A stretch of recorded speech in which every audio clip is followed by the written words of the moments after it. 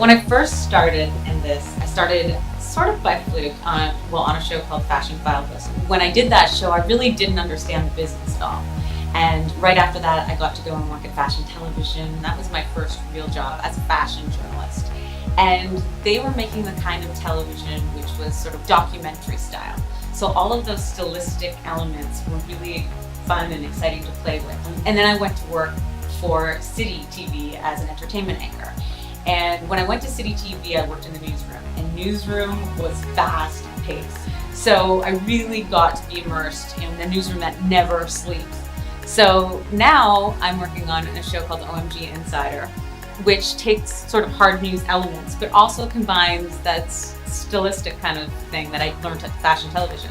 All in all, I think it's really a mix of sort of the different places that I've taken from in my career. Even though it doesn't feel like it's necessarily one thing after the other, it's all kind of combined and it works out.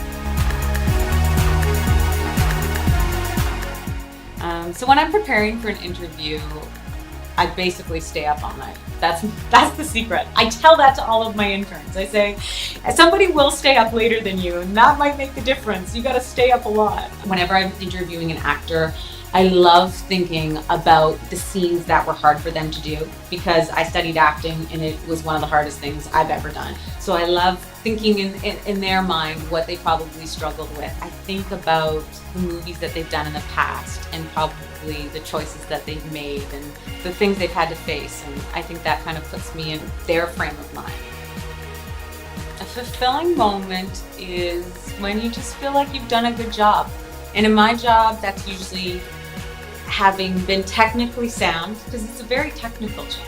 And then there's also just that moment where you know you've connected with the person, you've got a great moment, and you've made good television. It's just this feeling, it's a feeling in your gut like, I don't know, I can smile extra big today.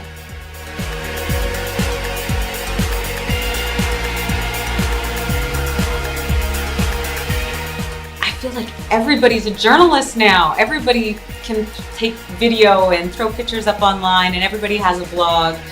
You can't just be somebody who interviews. You have to be able to break stories, and you have to be able to do great research, and you have to have great contacts.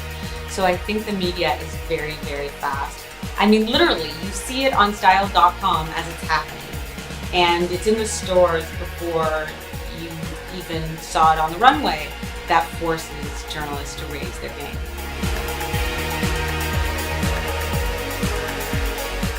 I would say Rihanna's a trendsetter.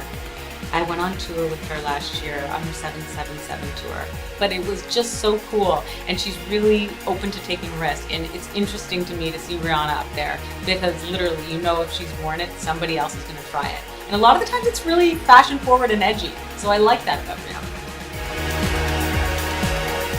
People always ask me, what's the one thing that seals the look? I would say, define the eyes. That it's all about the eyes. Because I do think, what is the quote, the eyes of the soul, you see the soul through the eyes. Whatever the quote is, it's true. You need to make your eyes pop, define the eyes. I don't care if it's eyeliner or mascara or whatever your little eye secret is, make sure you have that. What are my 2 rules to live by? Follow your heart. That's a cliche, but it's true. You need to go where you get excited, what you're passionate about. You need to find that. And you need to go for it and not question it. And also, don't be scared to be yourself. And don't be scared to ask a question that you don't want to hear the answer to.